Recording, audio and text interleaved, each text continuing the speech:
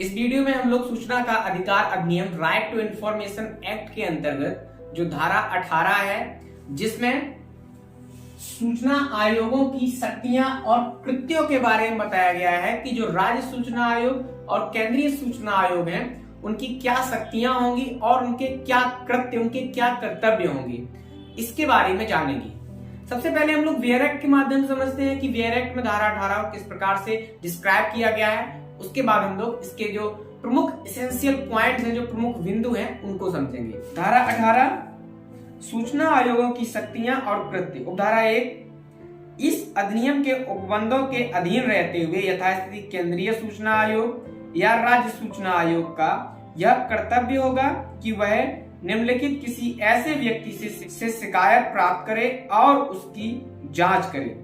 बिंदु का वो कौन कौन से व्यक्ति और कौन कौन सी संस्थाएं जिनके अंतर्गत से वो शिकायत प्राप्त करेगा।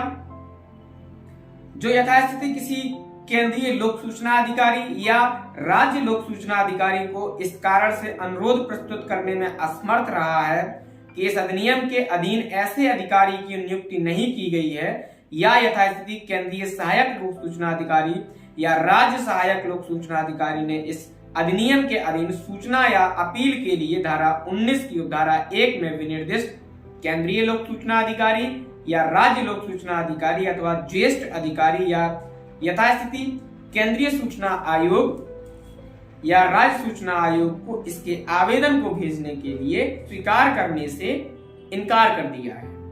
उपधारा ख जिसे इस अधिनियम के अधीन अनुरोध की गई कोई जानकारी तक पहुंच के लिए इनकार कर दिया गया है।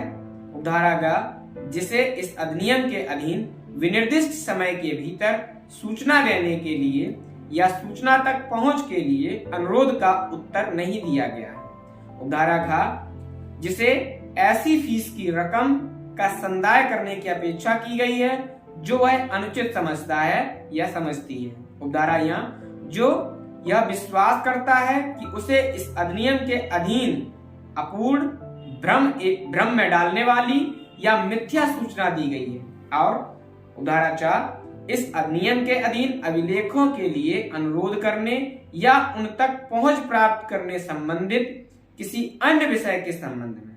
दोस्तों, उपधारा 1 में मुख्य रूप से जो सूचना आयोग, जिनमें केंद्रीय सूचना आयोग या राज्य सूचना आयोग हैं, उनके संबंध में उनकी कर्तव्य और शक्तियों के संबंध में बताते हुए कहा गया है कि अगर उपधारा 1 के अंतर्गत सूचना आयोगों को शिकायत प्राप्त होने पर जांच के अधिकार का वर्णन किया गया है कि जो सूचना आयोग है, जिनमें केंद्रीय लोक सूचना आयोग या राज्य लोक सूचना आयोग, उनके क्या जांच करने के क्या अधिकार होंगे। जिनमें बिंदु का कहता है कि लोक सूचना अधिकारी की नियुक्ति न करना एवं आवेदन लेने से मना करना। अगर इस अधिनियम के अंतर्गत कोई सूचना मांगी जाती है और जिस भी क्षेत्र से संबंधित वह सूचना है, अगर उस क्षेत्र के संबंध में सूचना आयोग की नियुक्ति नहीं की गई है या आवेदन लेने से मना कर दिया गया है, तब आयोगों के पास यह अधिकार है या और उनका यह कर्तव्य है कि वो उनकी जांच करें कि अभी तक लोक सूचना अधिकारी की नियुक्ति क्यों नहीं की गई है, और लोक सूचना अधिकारी की अगर नियुक्ति हो भी गई है तो उसने उस आवेदन को स्वीकार करके उस सूचना को प्रदान क्यों नहीं किया है। इसके बाद दूसरा बिंदु खा सूचना देने से मनाही। इस बिंदु में बताया गया है कि अगर लोक सूचना अधिकारी या द्वितीय अपील के अंतर्गत ज्येष्ठ अधिकारी ने सूचना देने से मना कर दिया है, तब उसकी अपील जिस भी आयोग से संबंधित वह मामला होगा, केंद्रीय लोक सूचना आयोग या राज्य लोक सूचना आयोग से की जाएगी। तो उनका कर्तव्य होगा कि उसकी जांच करें, और अगर जांच में वो अधिकारी गलत पाए जाते हैं तो उनके लिए समुचित दंड और व्यक्ति को, जो भी व्यक्ति उससे पीड़ित है, उसे उचित मुआवजा दिया जाए। इसके बाद बिंदु का निर्धारित अवधि में उत्तर न देना।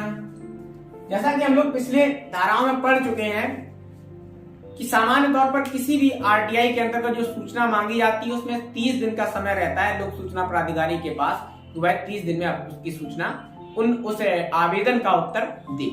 इसके बाद अगर वह सूचना मृत्यु और जीवन के संबंध में है तो वह 48 घंटे के अंतर्गत अर्थात 2 दिनों के अंतर्गत प्रदान की जाएगी। और अगर वह सूचना किसी थर्ड पार्टी से संबंधित है तब उसमें 5 अतिरिक्त दिन जोड़ दिए जाएंगे। तो इस प्रकार से वह सूचना कुल 35 दिनों में दी जाएगी। तो इन सभी समुचित समय के अंतर्गत अगर वह सूचना नहीं दी जाती है तब आयोग का यह कर्तव्य होगा कि वह उनकी जांच करे। इसके बाद बिंदु घ है अनुचित शुल्क की मांग। दोस्तों, जब भी आरटीआई लगाई जाती है और आरटीआई के अंतर्गत जो समुचित शुल्क होता है वो देना अनिवार्य होता है। अगर आपने समुचित शुल्क नहीं दिया है तब आपको वो सूचना देने से मना किया जा सकता है, आपको वो सूचना नहीं दी जाएगी। जिसमें आप जो भी सूचना मांग रहे हैं अगर वो बड़ी सूचना है तो आपको 2 रुपए प्रति पेज के हिसाब से, और आजकल तो इंटरनेट का जमाना है तो हार्ड कॉपी में ज्यादा जरूरत रहती नहीं है, आप उसको प्रिंट फॉर्म में उसको सॉफ्ट कॉपी के रूप में मांग लीजिए, तो उसमें कोई कॉपी का पैसा भी नहीं लगना है। तो इसी प्रकार से अगर आपसे जो शुल्क लिया जा रहा है वो युक्त है तब तो ठीक है। अगर आपको लगता है कि आपसे ज्यादा शुल्क लिया जा रहा है किसी सूचना की प्राप्ति के एवज में, तो आप उसकी शिकायत आयोग से कर सकते हैं और आयोग का यह कर्तव्य होगा और उनके पास ये अधिकार है कि वो इसकी जांच करें। इसके बाद बिंदु यहाँ अधूरी एवं झूठी सूचना। अगर किसी लोक सूचना अधिकारी ने आपने जो सूचना मांगी है वो अधूरी दे दी, भ्रामक सूचना दे दी या झूठी सूचना दे दी, तब उस लोक अधिकारी के लिए वो घातक है और आयोग के पास यह अधिकार और उसका कर्तव्य है कि वह ऐसे लोक प्राधिकारी को समुचित दंड और पीड़ित व्यक्ति को उचित भुगतान करे। अर्थात जो उसे सूचना चाहिए उसे समुचित सूचना जो उसने मांगी है वो सूचना निःशुल्क प्रदान की जाए।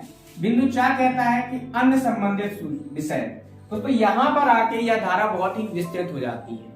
यहाँ तक तो बिंदु का से और यहाँ तक तो हम लोगों ने देख लिया, लेकिन बिंदु 4 इसको बड़ा विस्तार रूप दे देती है कि इसके साथ साथ आयोग को, जिसमें केंद्रीय सूचना आयोग या राज्य सूचना आयोग को जब तक उचित लगता है, जहां तक ठीक लगता है, जहां तक लगता है कि इस अधिनियम को लागू होने के लिए आवश्यक है, वहां तक वह जांच का अधिकारी है, वहां तक वह उस सूचना को प्राप्त करने के लिए और कर्मचारियों की जांच के लिए अधिकारी है, उसे वहां तक अधिकार प्राप्त है कि वह जांच कर सकता है।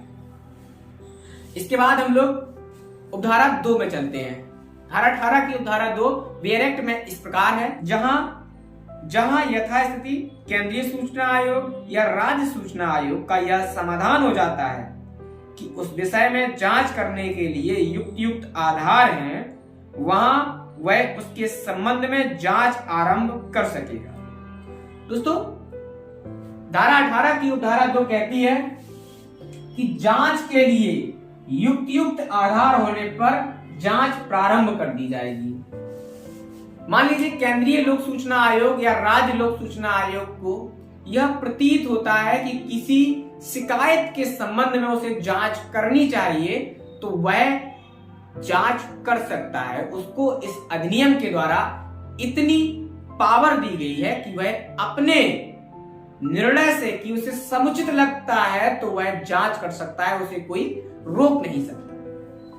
इसके बाद हम लोग चलते हैं धारा 18 की उपधारा 3 में। उपधारा 3 वेयर एक्ट में इस प्रकार है, यथास्थिति केंद्रीय सूचना आयोग राज्य सूचना आयोग को इस धारा के अधीन किसी मामले में जांच करते समय वही शक्तियां प्राप्त होंगी जो निम्नलिखित मामलों के संबंध में सिविल प्रक्रिया संहिता 1908 के अधीन किसी वाद का विचारण करते समय सिविल न्यायालय में निहित होती है। अर्थात किन्हीं व्यक्तियों को समन करना और उन्हें उपस्थित रखना, कराना या शपथ पर मौखिक या लिखित साक्ष्य लेने के लिए और दस्तावेज या चीजें पेश करने के लिए उनको विवश करना। दस्तावेजों के प्रकटीकरण और निरीक्षण की अपेक्षा करना। शपथ पत्र पर साक्ष्य को अभिग्रहण करना। किसी न्यायालय या कार्यालय से किसी लोक अभिलेख या उसकी प्रतियां मंगवाना या साक्ष्यों या दस्तावेजों की परीक्षा के लिए समन जारी करना और कोई अन्य विषय जो विहित किया जाए।